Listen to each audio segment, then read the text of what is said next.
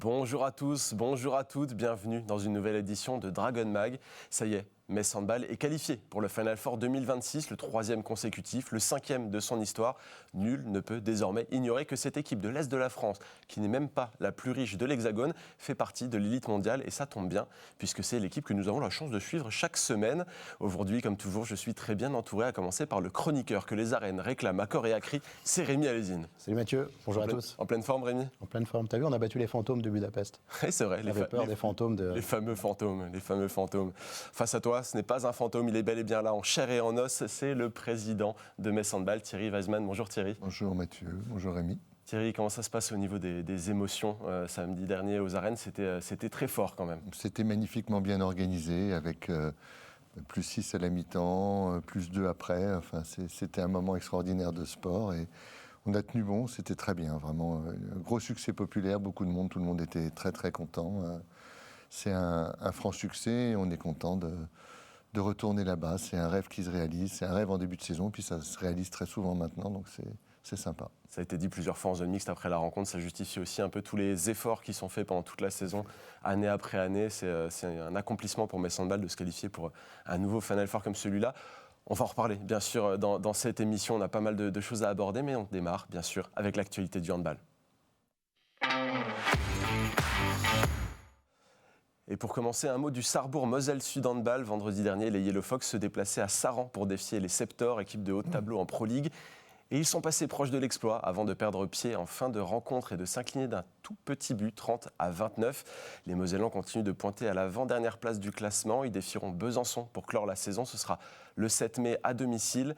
Une toute dernière opportunité de grappiller une place tout en gardant un œil vers l'arrière pour éviter une très mauvaise surprise qui peut encore se produire, même si le pourcentage de probabilité est assez faible. On espère retrouver bien sûr le Sarrebourg Moselle Sud en Pro League la saison prochaine. On n'en parle pas toutes les semaines, un mot de National 1 masculine avec Folchwiller dans la poule élite. Les Mosellans viennent de signer une 3e victoire de suite avec une prestation solide contre le Paris Saint-Germain. Ils pointent désormais à la 4e place avec un match de retard et la possibilité, pourquoi pas, de rejoindre le podium. Du côté de la National 1 féminine, pas de nouveau match, mais une actu mercato tout de même avec l'annonce du départ de Fiona Gouroussamy vers Toulouse la saison prochaine. L'arrière droite de 20 ans découvrira un nouveau secteur de National 1 en évoluant cette fois dans la poule 4. D'ici là, l'équipe de National 1 guidée par Nina Canto recevra l'équipe du bassin Mussy-Pontin ce samedi pour aborder la dernière ligne droite de la saison. Je vous propose de laisser l'actualité de côté, on a énormément de sujets comme on l'a dit. On va tout de suite dans le vif avec le récap. Et la semaine dernière, nous avions largement décrypté le quart de finale aller de la Champions League. Place désormais au match retour. Et quel match retour on a vécu. Thierry, ça a été une véritable bataille sur le terrain. J'ai cru comprendre que le match, vous l'aviez vu et revu. Oui, je l'ai revu plusieurs fois. Vous avez raison, quand vous dites une bataille, c'était un combat incroyable. Je pense à Sarah Bouktit là, qui s'est fait soulever comme une plume à certains moments, qui a pris un vilain coup de coude à un moment donné où les arbitres ne regardaient pas. C'était très très compliqué. On avait en face des joueuses très puissantes. Et c'est vrai qu'au coup d'envoi, quand je regardais nos gazelles, entre guillemets, Petra Vamos, Lena, etc., qui sont des joueuses extrêmement vives, mais qui ne sont pas des gabarits très lourds, et que je regardais ce qui se passait en face, je me suis dit vraiment ça va être difficile. Ça l'a été, mais je suis vraiment très très heureux. On a fait ce qu'il fallait. Le retour en deuxième mi-temps avec les 6 buts d'avance, c'est quelque chose de très compliqué à gérer. Quand vous arrivez avec 6 buts, Manu a tout de suite dit qu'il ne fallait pas gérer cette avance, qu'il fallait jouer comme si on partait à 0-0. Et puis il y a quelques petits problèmes au tir en deuxième mi-temps tout de suite qui nous remettent dans le dur, et elles ont tenu. Ça a été un combat fantastique, vraiment. Le combat était aussi bien physique sur le terrain que mental aussi dans cet aspect. Des joueuses qui, au match aller, avaient eu un peu plus de mal et qui se sont affirmées au match retour, comme Petra, Tira, Elena. C'est très complémentaire. C'est la richesse aussi de Metz Handball de pouvoir s'appuyer sur des joueuses assez variées. Rémi, le président, en parlait, il y a eu un vrai engagement physique. On pense au coup au dos qu'a reçu Sarah à un moment donné, Petra Vamos qui prend un sacré coup au visage aussi à un moment. Voilà, ça a été très très très très dur. L'engagement physique, Metz Handball y a répondu aussi par le jeu, tout simplement. Metz Handball, avant, Metz Handball, pendant longtemps, n'avait pas la réponse à l'engagement physique. On avait des équipes de Metz Handball, et moi je l'avais plusieurs fois dit, je parle des saisons précédentes, parfois trop gentilles. Maintenant, on a une équipe de Metz Handball qui sait répondre, et pas en répondant en mettant forcément des coups. Moi, pour la première fois, j'ai vu un truc que j'avais rarement vu au handball. Quand Sarah Bouktit se faisait jeter par terre, les 3 joueuses responsables de l'agression se tapaient dans les mains. Ça y est, on a fait le taf. Donc c'était vraiment la consigne et l'engagement qui était pris sur cette phase défensive. Donc on a une réponse de Metz Handball qui est pas une réponse de petite fille, parce que c'est pas simplement en jouant au handball, mais c'est aussi en répondant, s'imposant physiquement, en jouant vite, en jouant efficace et en étant cinglant, que ce soit offensivement pour mettre les tirs au bon moment. Et il y a une autre bataille que Metz Handball a gagnée. Alors c'est malheureux, moi je vous parle de Laura Glauser à chaque fois que j'en ai l'occasion, mais la bataille des gardiennes, des grandes gardiennes, elle a été remportée par Bunsen aussi sur ce match-là. Et ça, c'est pas une bataille physique, c'est aussi une bataille psychologique. C'est-à-dire que vous ne la mettez peut-être pas comme la principale responsable de la belle performance des Messines, parce qu'il y en a d'autres. Je pense à Tyra Axner qui livre peut-être son meilleur match avec Metz Handball. On va reparler d'elle dans quelques instants. C'est nouvelle qu'elle le fasse. Voilà. Donc ce match, c'est le match d'une équipe qui n'est pas une équipe de petites filles, d'une équipe qui est depuis très longtemps respectée maintenant en Europe, et d'une équipe qui, face à une adversité terrible, parce qu'elle n'est pas simplement physique, l'adversité de Budapest. Elles savent jouer au handball, je vous rassure, qu'on voit le match qu'elle a fait Petra Simon. Voilà, on est face à une équipe qui, techniquement, tactiquement, sait faire. Avant, c'était plus caricatural. Voilà. Avant, FTC, ça fait quelques années qu'elle se construit pour devenir championne d'Europe. Avant, c'était une équipe qui recevait mal et mettait beaucoup de coups. Maintenant, c'est plus seulement ça. Et Metz Handball a largement répondu présent. Ça a été loin d'être un match facile. Moi aussi, j'avais pas envie qu'elle revienne à -1. Ça a été le cas à un moment donné lorsque Bunsen a délaissé sa cage. Il y a un ballon, on était bien content qu'il passe à côté. Mais bon, ça fait partie des grandes équipes que le sort parfois soit. Petit clin d'œil au match aller où Metz Handball a loupé 2 tirs dans le but vide aussi. Mais c'est vrai, tu parlais des joueuses qui ont performé. Moi, j'ai envie de mettre en exergue une statistique. On parle souvent des buts, on parle des parades, mais il y a les passes décisives aussi. Et quand on fait le compte, à la fin du match, on se rend compte que Léna Granvaux a fait 15 passes décisives dans la rencontre. C'est tout simplement énorme. C'est une très grande performance dans un très grand match. Et je vous propose justement d'écouter sa réaction en zone mixte. Honnêtement, c'était incroyable. C'était un match comme on le pensait, archi dur. Même si on gagne de plus 6 à la mi-temps, on s'est dit que ça allait être compliqué et on le voit direct en deuxième. Physiquement, mentalement, il y avait tout dans ce match et je pense qu'on a vraiment tout donné chacune pour l'équipe et c'était ça le plus important. On avait à cœur à toutes de mieux faire, que ce soit dans les duels, dans la défense, dans l'état d'esprit, pardon.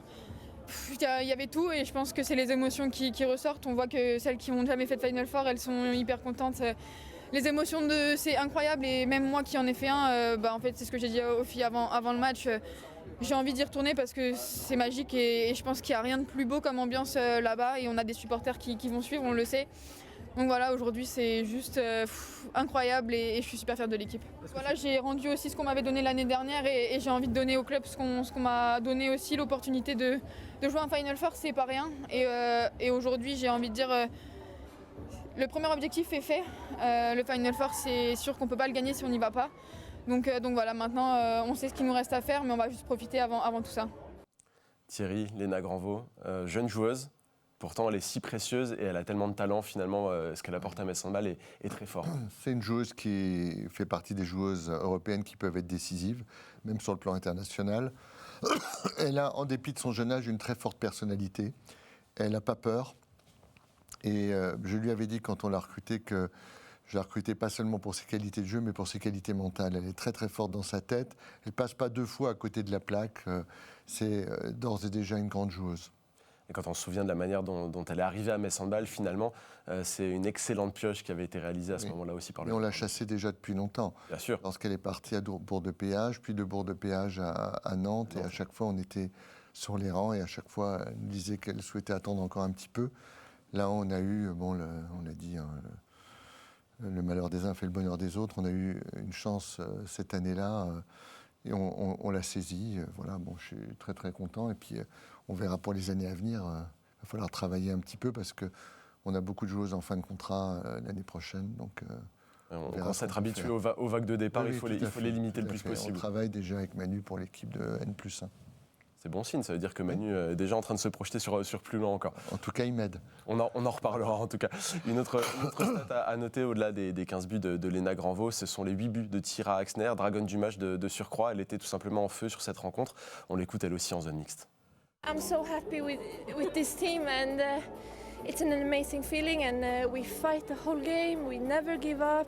Every ball is the next and everyone was there today, and it's just amazing. I am so proud of everyone, and yeah, I really love this team, and it's amazing to share this with them, with the staff, with the club, with the fans, everything. We work so hard every day, and this is the greatest.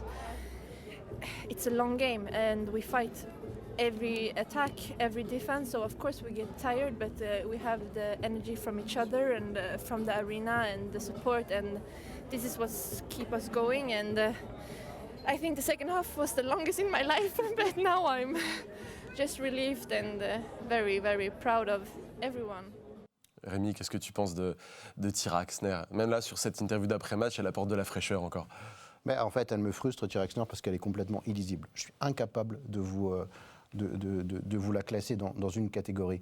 Parce que vous avez des joueuses, alors à un niveau stratosphérique, des Bunsen, des Bouktit, vous avez la quasi-certitude qu'à 90%, elles ne passeront pas à côté de leur match. Tyra Axner, vous ne savez pas au début du match sur quel mode elle est réglée.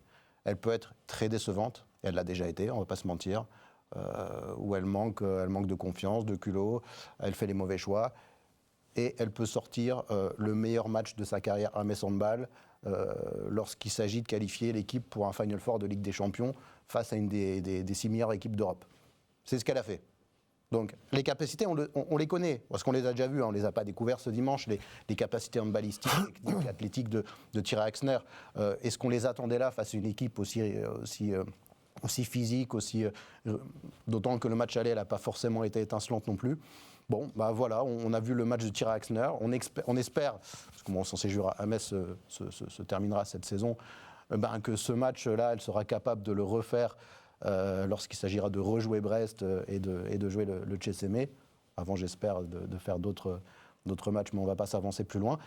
Donc voilà, qu'est-ce que vous voulez que je vous dise d'autre? Elle est illisible, elle est capable de faire ça. On aurait aimé qu'elle le fasse plus, parce qu'on ne va pas se cacher.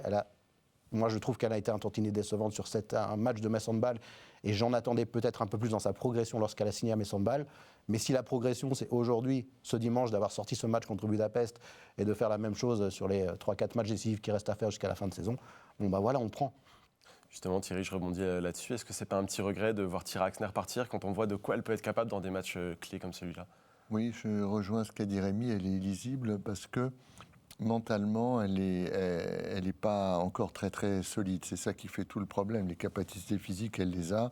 On le voit à l'entraînement, elle saute haut, elle tire fort, elle a un contre un, elle sait tout faire, mais elle n'a pas encore confiance en elle. Et voilà. Et quand le premier but rentre, eh ben, ça se passe super bien. Quand elle est en échec, ça va être compliqué. Donc c'est une joueuse qui a fait un match extraordinaire. En championnat de France, elle est largement dans les meilleurs. Au niveau européen, c'est les montagnes russes. Elle a été excellente une fois contre Bucarest, contre Brest. Elle a fait son match là. Mais elle a besoin d'acquérir de la régularité. Bien sûr que quand on la voit jouer comme ça, on peut avoir des regrets. Christina Jorgensen la remplacera l'année prochaine. Je pense qu'on sera probablement... elle fera au moins aussi bien que Tyra, je pense. On la connaît bien, on connaît ses capacités. Tyra est une jeune joueuse, la vie est longue, on verra bien. Hein. Regardez, Grasse, elle revient chaque année, donc je sais pas. Hein. C'est vrai qu'elle a un petit ticket pour Metz Handball, Voilà, Grace Zadi, elle revient systématiquement dès qu'il y a une ouverture. Autre chose, Rémi, c'est presque passé inaperçu, parce qu'il y avait tellement d'enjeux sur ce match. C'était le dernier match de Ligue des Champions à domicile pour Sarah Bouktit. Sous le maillot de Metz Handball en tout cas. Elle a encore fait une grande performance, mais c'était le dernier, en tout cas en saison régulière à domicile. Ouais, alors je ne pense pas qu'elle... Bon, peut-être qu'elle l'avait en tête au moment de jouer ce match. Je pense plus qu'elle l'avait en tête à la fin du match. Après, je dois t'avouer que moi, je ne l'avais même pas noté, cet élément-là, parce qu'il reste encore des matchs tellement décisifs, il reste encore tous les trophées à gagner, et j'espère surtout pas à perdre, mais il reste encore énormément de choses à faire pour Sarah sous le maillot de Metz Handball. C'est pas beaucoup de matchs, mais c'est tellement d'enjeux. Et j'imagine que pour le dernier match qu'elle aura à faire à domicile aux arènes de Metz, le bouquet de fleurs que vous lui offrirez, Thierry, il sera un petit peu plus gros que pour beaucoup de joueuses, parce que la trace qu'elle a déjà laissée à son jeune âge à Metz Handball, elle est immense, et c'est pas terminé. Alors, tu parles de la trace, justement, je suis allé me renseigner sur les statistiques. 95 matchs en Ligue des Champions pour Sarah Bouktit, à domicile comme à l'extérieur. 432 buts en 564 tentatives. On salue Maxime de Metz qui m'envoie ces informations. Thierry, l'histoire de Sarah Bouktit avec Metz, elle est belle. On sait que son Saint Graal, c'est d'aller décrocher la Ligue des Champions. Ce serait pas mal, non ? pour conclure. Elle peut la décrocher avant de partir à Győr, aux dépens de sa future équipe, on verra. C'est l'ADN de Metz Handball, c'est une joueuse qui est entre guillemets de chez nous, qui était au centre de formation, les parents habitent à côté, la sœur est à côté. Moi j'ai beaucoup d'affection pour la famille, le petit frère, etc.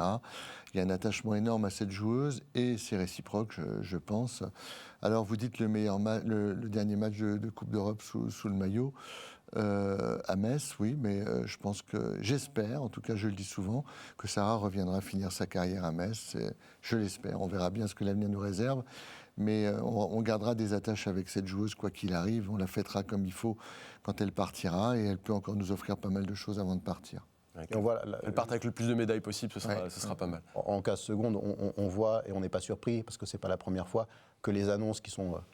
alors forcément, qui déchire le cœur en novembre ou en décembre, ne présage en rien de la fin de saison. Et qu'on a toujours des joueuses qui sont 400% concernées et qui ne servent pas à grand-chose d'aller juger leur choix et de les insulter sur les réseaux sociaux.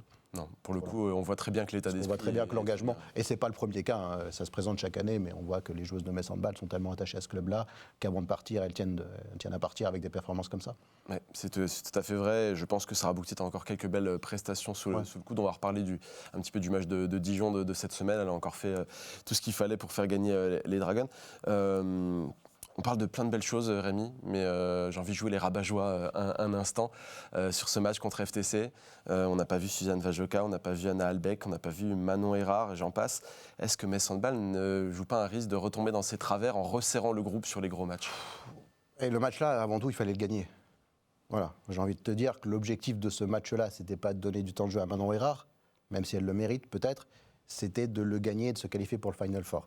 Ça, c'est un travail sur le long terme, sur toute une saison. Parce que l'enjeu, le problème qu'il y a eu sur certains Final Four, c'était que quand les joueuses cadres ne répondaient pas, tu n'avais pas une joueuse qui avait suffisamment emmagasiné d'expérience à ce niveau-là pour la retirer vers le haut. Or, sur ce match, j'ai une nouvelle jurisprudence sur cette confrontation aller-retour. C'est la performance d'Anna Albeck sur le match aller, où je ne m'attendais pas à ce que ce soit elle qui fasse une performance aussi importante pour obtenir le match nul à Budapest. Et c'est le match de Tyra Axner sur le match retour. Je ne m'attendais pas à ce que ces deux joueuses fassent partie de celles qui qualifient aujourd'hui Metz Handball. Elles ne sont pas les seules, évidemment, mais pour le Final Four. Donc, c'est qu'elles ont été à un moment donné concernées comme il faut pour répondre présent à ce moment de la saison, qui est un moment ultra important. Maintenant, je n'ai pas de frustration sur le match retour parce que je n'ai pas vu Anna Albeck ou Manon Erard. J'ai vu un match qui a été gagné, qui a été très compliqué à gagner parce que l'équipe en face était une des meilleures équipes d'Europe. Et ce n'est pas sur ce match-là que je veux voir un turnover. C'est plutôt sur les matchs de poule de Ligue des Champions où, effectivement, quand tu te confrontes à Győr, je ne dis pas que le résultat ne compte pas, mais peut-être que l'expérience de très haut niveau peut compter pour certaines joueuses qui te serviront pour la fin de saison. C'est là que le groupe a parfois pêché en Final Four de Ligue des Champions. Dans le cas où, je l'ai encore dit, c'est le cas que je peux voir, mais j'ai un petit peu peur, c'est sur le poste de gardienne. Bunson est hyper importante et je trouve qu'en cas de non-performance, je n'ai pas encore vu sa numéro 2 avoir une performance d'envergure à ce niveau-là. Elle l'aura peut-être, j'espère, au Final Four, ou peut-être que Bunson sera très performante, mais je vais vous rappeler que l'année dernière, quand Cléopâtre Darleux n'était pas dans son meilleur élément en demi-finale de Final Four, on n'avait pas tellement confiance en l'alternative pour l'aligner et ça a peut-être pêché voilà.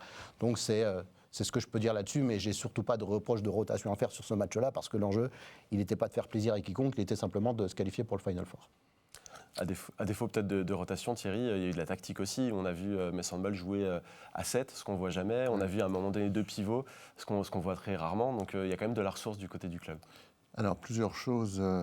D'abord, la façon de juger le manager Ad Manu, il aurait fallu faire ci, il aurait fallu faire ça. D'abord, il a raison parce qu'il gagne pour l'instant, donc c'est bien. Et surtout, il y a des choses que vous ne maîtrisez pas. Par exemple, si Anna Albeck n'a pas beaucoup joué, c'est parce qu'à certains moments, quand c'est pas le meilleur défenseur du monde, et quand elle est à l'opposé du banc, elle doit traverser tout le terrain pour sortir. Donc, il y a une mi-temps où on peut pas. C'est compliqué de la laisser en défense puisqu'elle peut pas sortir pour les défenses quand on est encore une fois de l'autre côté du banc de touche. C'est des choix qui sont dictés aussi par ça. Ensuite, concernant les gardiennes, je ne suis pas tout à fait d'accord avec Rémi. Sabrina a été énorme contre Győr. À un moment donné, on prenait l'eau cette année. À la mi-temps, on a pris une volée. Et si on a limité la casse, c'est grâce à elle. Donc elle a fait un match de niveau mondial contre la meilleure équipe du monde. Donc je pense qu'on peut compter sur elle. Je trouve qu'elle a répondu présente assez souvent quand on a eu besoin d'elle. Et on verra bien ce qui se passe au Final Four. Moi, j'ai une grande confiance en cette paire de gardiennes qui s'entendent très bien. J'espère qu'on aura une gardienne au Final Four. On a toujours eu des grandes gardiennes à Metz Handball, mais elles sont passées au travers au Final Four. Cléopâtre Darleux, Atadou Sacco, Laura Gloser, Ivana Kapitanovic, je ne vais pas aller plus loin. La seule qui n'était pas passée au travers, c'est il y a quelques années Mélanie Alter, contre toute la surprise, attente, qui est sortie un ou deux pénaltys. Donc on va y aller, on en parlera avec une grande gardienne et une deuxième si ça ne va pas. Donc voilà. Après, il ne vous a pas échappé que quand on parle de faire tourner, on n'a pas joué avec les mêmes joueuses au match aller, au match retour contre Budapest.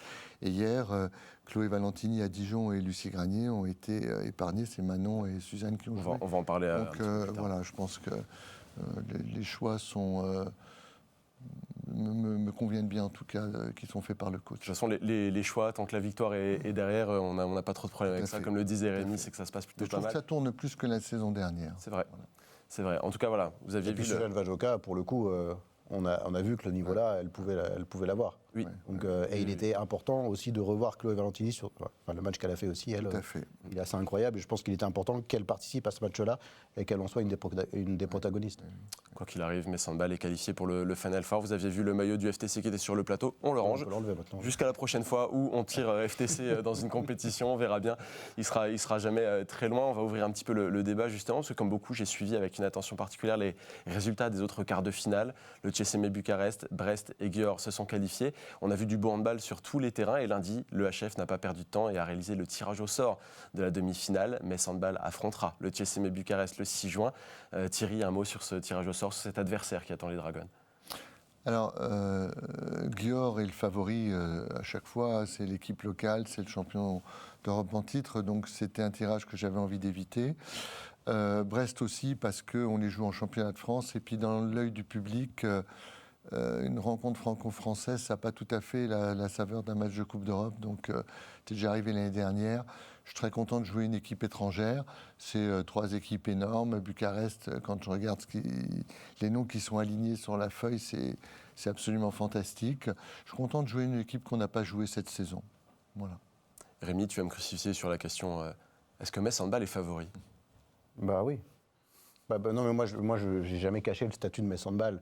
Et je ne vais pas cacher aujourd'hui, parce qu'on lit beaucoup de théories, on n'a jamais joué Győr, mais on n'a jamais passé la demi-finale. Oui, mais moi je préfère éviter Győr, hein, je vous le dis direct. Je préfère éviter la meilleure équipe d'Europe, la meilleure équipe du monde en demi-finale. Et je préfère évidemment éviter Brest. Et je préfère jouer le CSM. Les 4 meilleures équipes d'Europe sont certainement là. Donc je ne vous dis pas que le match est gagné. On est trop bien placé, l'expérience de Messine. Je ne vais pas aujourd'hui médire sur ce que j'ai dit avant le match contre Bietigheim. Je disais que c'était un bon tirage et je disais que Metz Handball était favori. Malheureusement, les circonstances ont fait que ce match-là n'a pas été gagné. Aujourd'hui, alors je considère qu'il n'y a pas une immense marge entre le CSM et Metz Handball. On est sur ce qui se fait de mieux en Europe. Je pense que les quarts de finale de cette édition sont peut-être les quarts de finale le plus haut niveau que j'ai jamais vu. Parce que je trouve qu'on a une densité qui tutoie les étoiles au niveau du handball féminin en ce moment. On a énormément de très grosses équipes. Donc, Metz Handball est favori, je l'assume. Mais ce match, il faut évidemment jouer. On est face à un CSM qui a battu le FTC, qui a fini 2e de sa poule en Ligue des Champions, et une équipe qui est composée de joueuses qui auront l'habitude de jouer ce type de match. Donc voilà, l'expérience de Metz Handball, à un moment donné, de jouer le 5e Final Four, doit aussi servir. Et voilà, je suis persuadé qu'on a eu 4 revers et il n'y aura pas de 5e revers parce que ce statut de favori, nous allons l'assumer et nous ne nous cachons pas, il est mieux de jouer le CSM que de jouer Győr. Voilà, enfin, c'est une question de logique sportive aussi. C'est drôle parce que moi j'étais partisan de jouer Győr en demi-finale. Je sais, vous l'êtes parce que vous faites des théories, mais... Quitte à y aller, autant aller dans le dur tout de suite et battre les meilleurs. Mais ça, c'est pour mon côté aussi un peu Oui, romantique. C'est pour les gens qui disent de toute façon, il faut gagner les 2 matchs pour voilà. Mais oui, c'est certain. Je préfère en gagner un déjà et essayer de franchir un cap, d'être en finale, plutôt que faire ressortir encore une fois pour la 3e place. Győr est quand même très nettement favori de cette compétition. Ouais. C'est certain. Pour le TSM, on parlait tout à l'heure de la densité physique du FTC qui avait été complexe. Ça va passer un mauvais quart d'heure. Le TSM, ça va être très costaud aussi. Krina Pintea, son 1m93, c'est une force de la nature. Pintea est monstrueuse. Il y a Georgina Djokovic, moi je me souviens quand elle était à Brest, qu'elle faisait des plaquages cathédrales à tout le monde, c'est délicat. Anne-Mette Hansen, quand elle se met en défense, ça peut être quelque chose aussi. On va rajouter Omo Régier, et puis encore mettre dedans Maslova, qui est aussi quelqu'un de costaud. Bien sûr. Alors, quand Rémi dit qu'on est favori, peut-être qu'on a un peu plus d'expérience maintenant. C'est marrant de dire ça d'ailleurs, parce que je ne pensais jamais le dire un jour. Mais on a une équipe très très puissante en face, et on a une équipe de notre côté très vive et très rapide. C'est une opposition de style, à mon avis. On verra ce que ça va donner. En tout cas, ce qui est intéressant, c'est que Győr ne jouera pas en premier cette fois-ci. Ça a toujours été le cas ces dernières années. C'est la surprise. C'est la petite surprise, parce que ça favorisait un peu cette équipe-là qui avait un temps de récupération plus élevé. On disait aussi que c'était pour remplir la salle parce que c'est l'équipe à domicile. Cette fois-ci, c'est Metz Handball qui va ouvrir le bal contre le TSM. Ça peut être une bonne chose comme ne pas en être une, mais en tout cas, ça va changer un petit peu les petites habitudes. Moi, ce que je voudrais évoquer, Thierry, c'est le déplacement qui est prévu pour les supporters messins. Ça a été lancé tout de suite. Le club avait déjà tout prévu en cas de qualification. Les réservations ont suivi, puisque lundi, il y avait déjà plus de 200 réservations. On est aujourd'hui à plus de 400 désormais. Je crois que l'année dernière, le chiffre final était à 700. On peut une nouvelle fois peut-être battre un record. La ferveur est tout simplement incroyable autour de Metz Handball. Oui, les gens ne se lassent pas, et je suis admiratif parce que c'est vrai qu'à force de se casser la figure au stade de la demi-finale et de ne pas aller plus loin, les gens pourraient se lasser, être déçus, mais ils sont toujours là, et c'est une très très bonne surprise. Effectivement, on est à 400. J'espère qu'on dépassera le chiffre de 700. C'est aussi pas anodin financièrement. On est dans une conjoncture où le voyage coûte plus cher, l'hôtel coûte plus cher, tout a augmenté, mais les gens font l'effort, et ça va être extraordinaire de jouer devant notre mur jaune presque à domicile à certains moments. Ce mur jaune, Rémi, chaque année, chaque fois que Metz Handball se qualifie pour le Final Four, il prend de l'ampleur, il y a une ambiance assez folle dans le dôme. L'année dernière, les supporters messins avaient été félicités parce que c'était le plus grand contingent de supporters qui s'étaient déplacés. C'est exceptionnel de voir ça. Non, c'est extraordinaire. Il n'y a évidemment aucune lassitude parce que chaque saison, l'aventure, elle est éreintante et elle est passionnante jusqu'au dernier quart de finale qu'on a la chance, là, cette saison, encore de jouer à domicile. On a un public qui a toujours été passionné à Metz, mais qui l'est de plus en plus, et qui est de plus en plus connaisseur de handball. C'est-à-dire que pendant longtemps, le passionné de Metz Handball ne regardait pas forcément. Alors, il n'y a pas les moyens aussi de voir autant de matchs qu'aujourd'hui, mais aujourd'hui, le passionné lambda de Metz Handball, il regarde aussi les autres matchs de Ligue des Champions, il connaît les adversaires, il connaît l'historique récent du club. Parfois, il manque un peu de culture parce que c'est un public jeune qui va aux arènes depuis peu d'années, qui coïncide pour beaucoup avec l'arrivée de Manu Mayonnatte sur le banc. Et c'est extraordinaire de voir l'ambiance aux arènes, la satisfaction et le sentiment que l'aventure n'est pas terminée. Parce que Thierry l'a connu bien, même avant moi. À Metz Handball, lorsqu'on battait une équipe européenne qui venait d'un championnat un petit peu costaud, on était content. Voilà. Maintenant, on commence à être content quand on est parmi les 4 meilleures équipes d'Europe. C'est extraordinaire. Ça se voit aux arènes, les célébrations ne sont plus les mêmes pour n'importe quel match. On célèbre fort quand on se qualifie pour quelque chose de grand. En tout cas, toutes les infos pour le déplacement organisé par le club sont retrouvées sur la billetterie de Metz Handball. On attend énormément de monde de ce côté-là. Et Rémi, tu parlais des supporters qui regardaient tous les matchs, qui connaissaient tout le monde. Moi, Thierry, j'ai fait le compte. Il y aura 12 anciennes Messines au Final Four.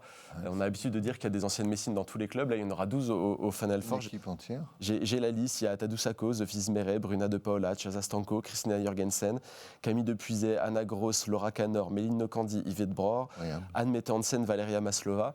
Ça fait un sacré contingent. C'est le club le mieux représenté. Il y en a certaines qui ont bien marqué l'histoire de Metz Handball, d'autres peut-être un petit peu moins, mais c'est quand même assez remarquable. C'est absolument fantastique. C'est une statistique incroyable. Félicitations. Ça prouve que Metz Handball quand même voit passer de sacrées joueuses dans ses rangs. Oui. On aura plaisir à retrouver tout ça, et ce Final Four, on va avoir beaucoup d'occasions d'en reparler dans les prochaines semaines. Ce sera plutôt agréable d'ailleurs, c'est quand même pas mal quand on a l'occasion de discuter de tout ça et d'être partie prenante.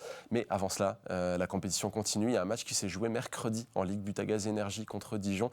Je vous propose qu'on en rediscute un tout petit peu, parce que ce match, c'était un peu une anomalie au calendrier. Mais ces Dijon étaient les deux seules équipes à jouer.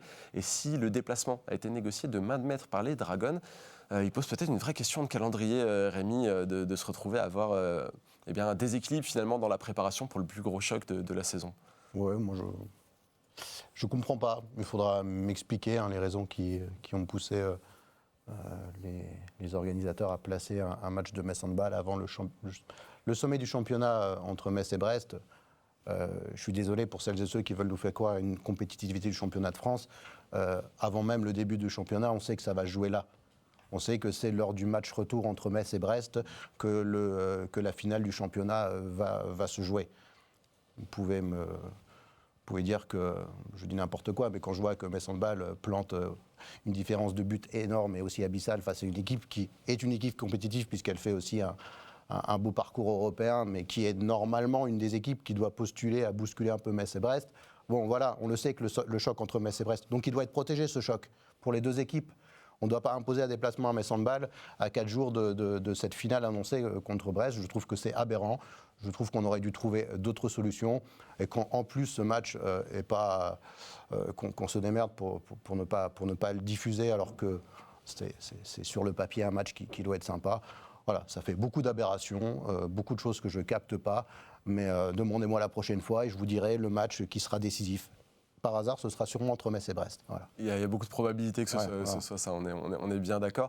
D'autant plus que ce match, c'était pas forcément gagné en termes de forme physique. Après FTC, il y avait la main de Petra Vamos, les crampes de Lucie Granier, le dos de Sarah Bouktic, j'en passe.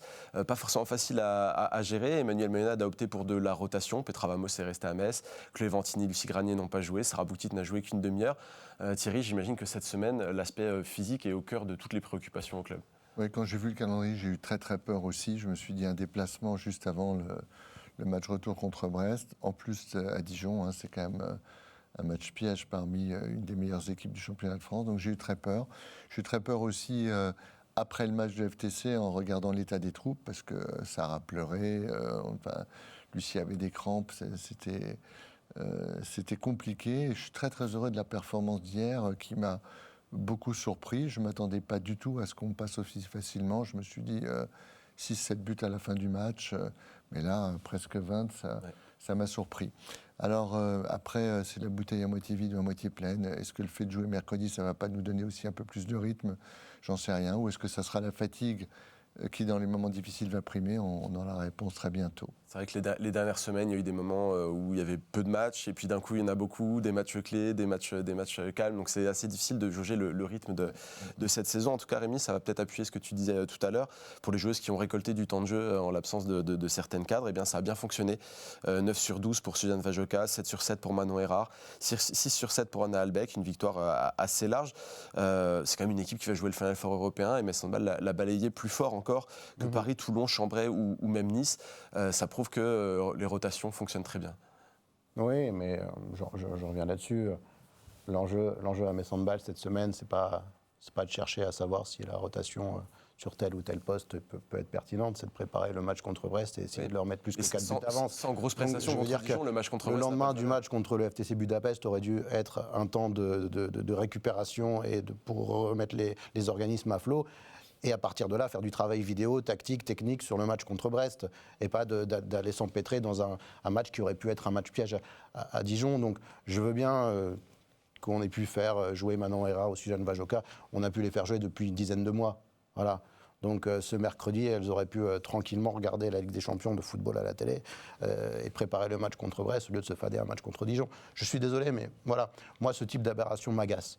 Parce qu'on parle de compétitivité, on veut mettre de la compétitivité dans le handball féminin, essayons de chérir un petit peu les 2 étoiles européennes, ce sont Metz et c'est Brest. Donc après un match contre FTC, quart de finale de Ligue des Champions, et juste avant de voir les 2 clubs-là s'opposer pour la finale de championnat, essaye de réfléchir à ça plutôt qu'à changer la formule du championnat tous les 6 mois. C'est peut-être aussi par là que passe la professionnalisation du handball féminin, en gérant mieux ces moments-là et en mettant en valeur les plus grandes affiches. C'est certain, il y a encore du travail de ce côté-là.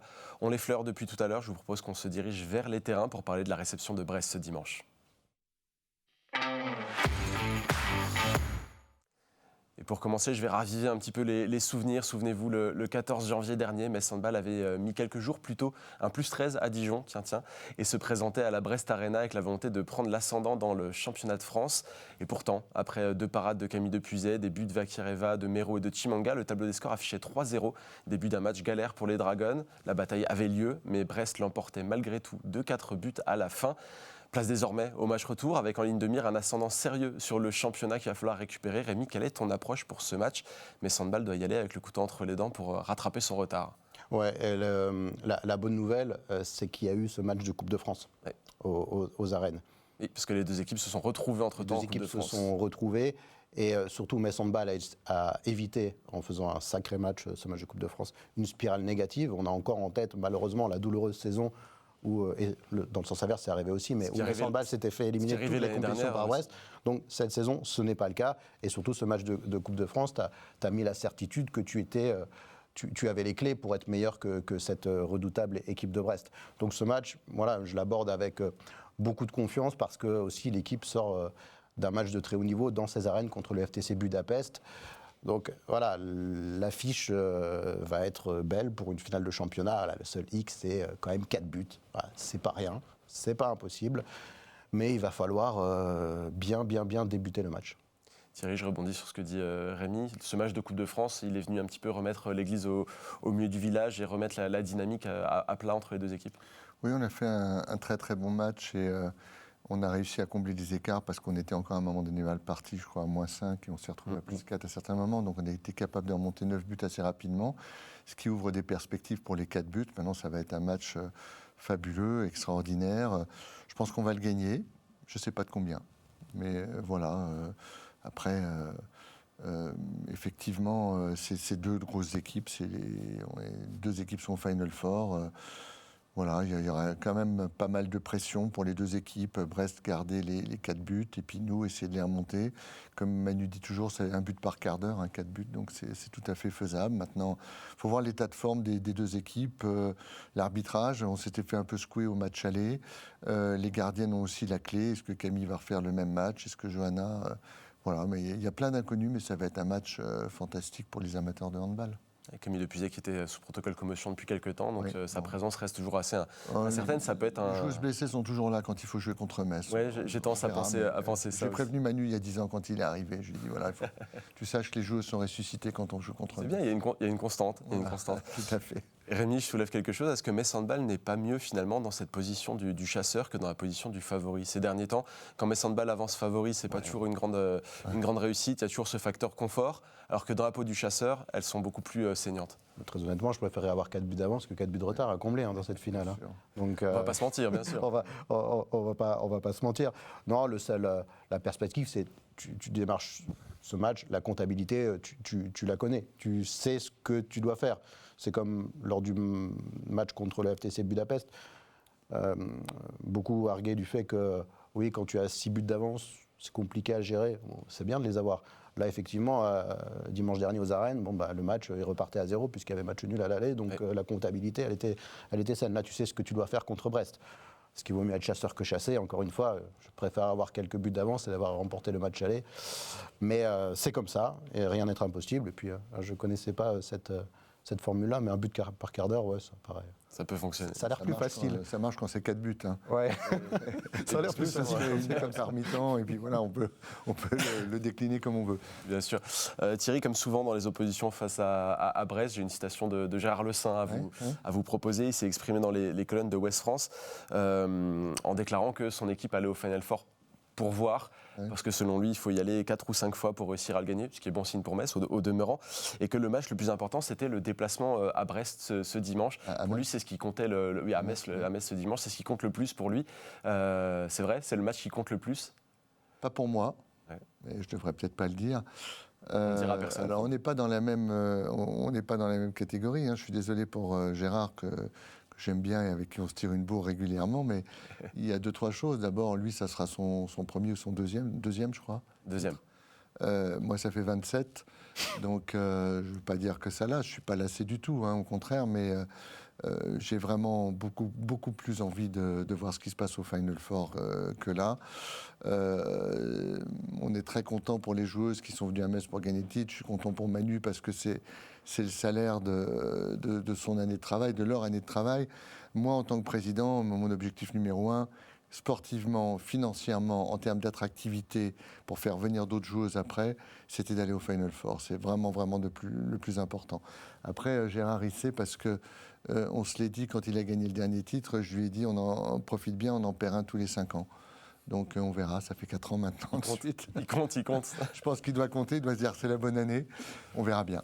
À voir. Rémi, qu'est-ce que tu en penses de l'approche de Gérard Lessin, cool sur le Final Four et accent sur le championnat? Non, mais je pense qu'il est très honnête dans ce qu'il dit et Thierry a raison. C'est une histoire d'historique aussi. Je ne dis pas qu'on est lassé des titres de champion de France à Metz Handball et qu'on serait très déçu de le lâcher à Brest, parce qu'il n'y a rien de plus insupportable que de voir gagner les autres quand toi tu ne gagnes pas. Je crois que c'est Manu qui avait dit ça une fois, il a complètement raison. Mais l'attente suprême à Metz Handball, elle est sur la Ligue des Champions. Bien sûr. Elle est là-dessus. Le Final Four, il est terriblement éreintant d'y accéder, mais on veut faire mieux. On reste sur des déceptions, sur des frustrations, parce qu'on avait le sentiment que, en tout cas les 2 dernières fois, je ne parle pas des 2 premières parce que les matchs étaient compliqués, puis il y avait aussi l'inexpérience, mais les 2 dernières fois, on a cette frustration extrême de penser qu'on aurait dû aller plus loin et toucher la finale.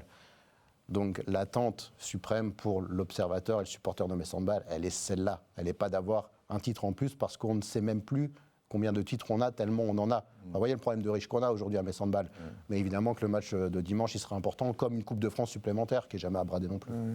Alors, Gérard avait quand même dit en début de saison, il m'avait dit, mais je crois qu'il l'a dit à la presse, on a une équipe taillée cette année, c'est notre année, on va gagner les 3 titres. Il y en a déjà un qui est parti. Ouais. Bon, je comprends qu'il s'intéresse à ce qui va se passer dimanche. Oui, je pense qu'à la fin, l'important, c'est Voilà. peut-être d'en remporter un et Voilà. d'enrichir un petit peu la salle des trophées. priori, de Brest, il a perdu la Coupe de France, il n'a pas encore gagné la Champions League. Je pense que le plus abordable, c'est peut-être celui de dimanche. Donc je comprends ce qu'il dit. À voir, en tout cas, on aura très vite les intentions de Brest sur le terrain feront ressentir cela. Et j'ai le grand plaisir de vous annoncer que ce match, il sera à vivre en direct sur Moselle TV. Et pour la peine, on met les petits plats dans les grands. Avant-match dès 14h15 en compagnie notamment d'un certain Rémi Alésine, mais aussi de Nina Canto. On enchaînera ensuite avec le match à 15h. Je serai accompagné de Laura Godard pour le commenter.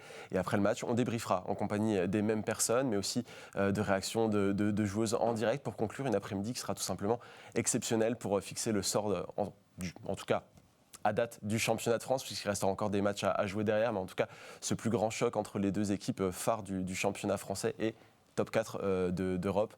Ce sera un grand plaisir de le retrouver sur Moselle TV. Vous pouvez sortir l'agenda, le rendez-vous est pris. Avant cela, il nous reste encore un petit peu de temps dans cette émission. Il est temps de passer au jet de 7 mètres. Et président, pour démarrer cette séquence de Jet de 7 mètres, ces questions-réponses, j'ai une question un petit peu traditionnelle chaque jour que je reçois dans l'émission. C'est tout simplement comment va Metz Handball dans la globalité, la structure Metz Handball? Metz Handball va très très bien actuellement. Sportivement, on a vu que le Final Four était l'objectif numéro 1 du club, il a été atteint. Financièrement, on a une année qui, a priori, devait être une année équilibrée. Il n'y aura pas de problème, surtout avec le Final Four. On a augmenté le nombre d'abonnements, le nombre de partenaires, le nombre de ventes de maillots, 3000 maillots sur une année, ce qui est énorme pour un club de handball féminin comme nous. Et puis, en termes de, je l'ai dit, plus d'abonnés, plus de partenaires, donc c'est un succès populaire aussi. Ça restera, quoi qu'il arrive, une très, très, très, très belle année. Voilà, on attend aussi maintenant avec impatience ce qui va se passer du côté du tennis pour préparer au mieux l'année prochaine. Et j'attends que le maire me tienne au courant des décisions qui ont été prises pour qu'on puisse relancer notre campagne d'abonnement, parce que c'est pas pareil Et ça va pour les partenaires, pour tout le monde. Voilà, donc on est un peu dans l'inconnu pour l'année prochaine sur ce plan-là, mais pour le reste, les clignotants sont ouverts. Je regarde aussi, parce qu'on est allé à Budapest, j'ai pas trouvé qu'il y avait beaucoup de maillots verts. Par contre, quand je regarde nos arènes, le nombre de maillots jaunes et de gens qui se mettent en jaune, ça me fait plaisir. On est en train d'améliorer les choses avec l'entrée des joueuses, etc. On travaille beaucoup et je trouve que on vit une très très belle époque. La tradition de vendre beaucoup de nouveautés. Ouais. Excuse-moi, Vas-y Rémi, vas-y. je vais rebondir sur la vente de maillots, quelque chose que il y a une quinzaine d'années n'existait pas vraiment. Alors ça se faisait, mais de manière un peu marginale. Là, on a l'impression que chaque supporter de Metz Handball veut le maillot de de sa joueuse. Alors premièrement, est-ce que ça a été compliqué à organiser pour Metz Handball de pouvoir se fournir en maillot et de répondre à cette nouvelle demande? Et comment cette tendance elle est un petit peu apparue? Alors, ça n'a pas été compliqué parce qu'on a déjà vu l'année dernière qu'on avait quasiment doublé le nombre de maillots et encore une fois cette année, donc on était un peu préparé. Ensuite, il y a quelque chose qui a déclenché beaucoup ces ventes de maillots, c'est l'arrivée de joueuses comme le retour de joueuses comme Cléopâtre Darleux. On a vendu beaucoup de maillots de Cléo. L'arrivée de Léna Granvaux, les jeunes sont absolument fans des maillots de Léna Granvaux. Bien sûr, des joueuses comme Chloé Valentini, etc., Sarah Bouktit. J'ai l'impression que nos joueuses, je ne vais pas dire que c'est le star system comme Messi quand il arrive au PSG, mais nos joueuses, avec la carte de visite qu'elles ont, etc., font vendre des maillots et c'est grâce à ça que ça se fait. Alors, c'est vrai que par le passé, les générations de joueuses faisaient moins vendre de maillots. On est plus peut-être dans un petit star system actuellement qui fait qu'on vend ces maillots-là. C'est assez significatif de comment je vais dire, la notoriété de nos joueuses. Et financièrement, pour le club, ça reste marginal ou c'est vraiment quelque chose maintenant qui est important chaque non, saison? c'est un apport qui n'est pas négligeable dans les finances du club. Quand vous passez de chiffre d'affaires de la boutique de 40 000 à 100 000, puis à 200 000, etc., c'est quand même pas négligeable sur le budget. Je le disais justement pour élargir le sujet, Metz Handball n'est même pas le club le plus riche de l'Hexagone et malgré tout performe, se retrouve dans le top 4 avec une équipe comme Győr qui a 30 millions de budget. C'est ça aussi peut-être l'enjeu pour les prochaines années, réussir à se renforcer dans ces secteurs-là pour continuer à être compétitif ou on continue à miser systématiquement sur la performance sportive qui crée des exploits? Non, il faut absolument augmenter le budget, c'est sûr, ça passe par là. Maintenant, on voit qu'en dépit des salaires qui sont parmi les plus bas d'Europe à ce niveau-là, on voit qu'on continue à être attractif et on a quand même réussi, quand Alina Grisel est arrivée à Metz ou Anne-Mette Hansen ou quoi, on a quand même attiré des joueuses de premier plan qui ont fait un effort financier pour venir à Metz, mais ça serait bien que l'effort financier soit le moins important possible pour en continuer à accrocher des joueuses de ce niveau-là. On y travaille, c'est compliqué et voilà, on a besoin vraiment de l'écosystème des entreprises locales pour nous aider, puisque les collectivités font déjà beaucoup. Et cet écosystème, est-ce qu'il est plus facile à conquérir quand le FC Metz connaît un certain désamour? On ne va pas s'en féliciter, mais peut-être que pour certaines entreprises, on se tourne vers le handball qui véhicule une image plus de vainqueur et peut-être plus positive. Quand le Moselle Open, alors qui est remplacé par notre tournoi de tennis, vous êtes bien placé pour le savoir, mais qu'il n'y aura pas le même phénomène d'attractivité pour les entreprises du territoire qui y investissaient. Est-ce que c'est plus confortable quand on n'a pas ces mastodontes-là en face de soi? Alors, chacun connaît les excellents rapports qu'on a avec le FC Metz. J'adore Bernard Serin, qui est pour moi un exemple. Je dis toujours que c'est des garçons, on est des filles, c'est un sport d'extérieur, on est un sport d'intérieur, et on a beaucoup de partenaires en commun. Et j'ai pas vu, quand le FC Metz descend en deuxième division, un afflux incroyable de partenaires. Je pense qu'il y a les partenaires qui aiment le foot, les partenaires qui aiment le hand. Il y a les publics pour le foot et le public familial au handball. C'est un peu différent. Bon, bien sûr que quand le FC Metz va descendre, on aura sûrement quelques partenaires qui arriveront. Mais assez souvent, ces partenaires-là, ils ont le foot et le hand et ils travaillent avec les deux.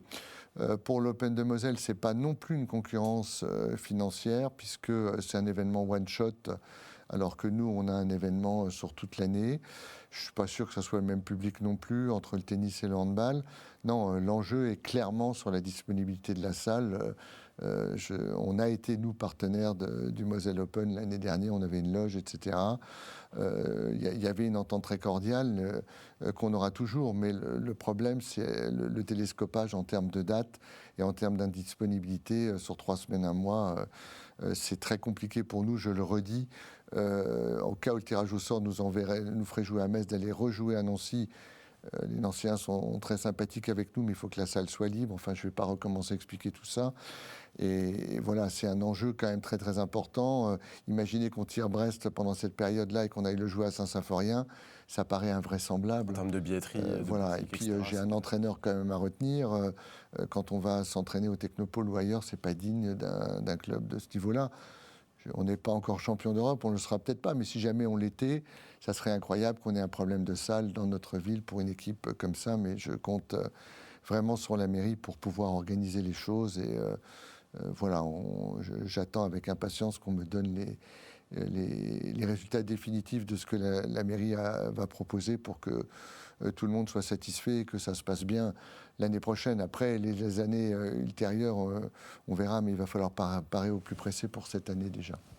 Alors pour évoquer la saison prochaine sous un angle peut-être un petit peu différent, ça fait quelque temps que Metz Handball a fixé son recrutement. Est-ce que vous êtes satisfait de ce que vous avez réussi à construire pour la saison à venir ? Je suis très satisfait. J'espère que Moreski, qui va nous rejoindre, va pas faire trop de misère avec le Tchessémé, ouais. Avec le Tchessémé, parce que c'est notre gardienne pour l'année d'après, donc on verra exactement sa valeur. J'espère qu'on l'aura sous-estimé un petit peu, on verra. Christina Jorgensen, il n'y a pas de sujet. Les 2 pivots qu'on a pris sont des pivots d'avenir avec lesquels on va travailler, etc. Non, je suis satisfait. Laura Flip reviendra peut-être aussi à son niveau. Donc, je trouve que l'équipe, elle est très, très intéressante. Mais l'enjeu pour nous, c'est déjà de travailler sur l'année d'après. Petra Vamo sera en fin de contrat, Léna Granvaux, etc. Enfin, on va avoir Anna Albeck, beaucoup de joueuses. Lucie Granier, Chloé Valentini. Enfin, il y a beaucoup de joueuses qui seront en fin de contrat. Et je vais m'atteler très rapidement à travailler sur l'équipe, avec les recommandations de Manu, sur l'équipe 2027-2028. On a déjà commencé d'ailleurs. Ça présage de belles discussions en coulisses. Est-ce que, comme les années précédentes, le club reste à l'affût d'opportunités, comme il y a pu y avoir avec Nantes, BT Game, etc., des joueuses qui se libèrent, ou même de joueuses qui seraient disponibles de manière surprenante ? Oui. On garde toujours un petit pocket money, un peu d'argent de poche pour essayer de faire quelque chose. Si par malheur il se passait quelque chose, ça fait 2 années de suite que ça nous réussit. Et j'ai gardé un tout petit peu de réserve pour pouvoir faire quelque chose si Manu me le demande le moment venu, quand on apprendra, ou si on apprend qu'il y a des clubs qui sont malheureux. Oui, on s'est laissé ce genre de possibilités. Bon, ça peut laisser la place à quelques surprises, on n'en dira pas plus pour aujourd'hui, on va laisser les choses se dérouler. Il y a déjà une très belle fin de saison à gérer du côté de Metz Handball. Merci Thierry d'avoir partagé le plateau avec nous aujourd'hui. Merci Rémi également. On se donne rendez-vous aux arènes de Metz, donc comme je l'ai annoncé ce dimanche pour le choc du championnat. Merci à vous d'être devant votre télé, d'être fidèle à l'émission. On se retrouve très vite pour un nouveau Dragon Mag. À bientôt.